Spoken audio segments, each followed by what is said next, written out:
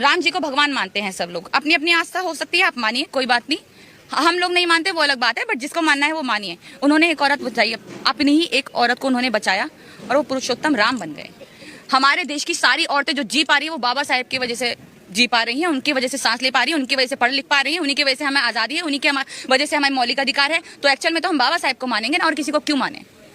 As a women मैं तो बाबा साहेब को ही मानूंगी ना यहाँ पर बैठकर। तो दलितों को ये बात समझनी चाहिए, इनफैक्ट दलितों को नहीं, ये हमारे देश के सारे ही लोगों को बात समझनी चाहिए कि सोशल मीडिया पर यह वाला वीडियो बहुत तेजी से वायरल हो रहा है, जिसमें यह लड़की बता रही है कि भगवान राम ने केवल अपने पत्नी की रक्षा किया था और डॉक्टर भीमराव अंबेडकर ने देश के सभी महिलाओं को सम्मान से जीने का अधिकार दिलाने का काम किया था। लेकिन इन दोनों लोगों का तुलना करना कहाँ तक सही हो सकता है? भगवान राम भारतीय परंपरा और आदर्श ग्रंथों के आदर्श पात्र माने जाते हैं, और वहीं दूसरी तरफ देखें तो भीमराव अंबेडकर ने भारतीय संविधान को बनाने में बहुत ही महत्वपूर्ण भूमिका निभाए थे, जिसमें महिलाओं के समान अधिकार और गरिमा के अधिकार शामिल हैं।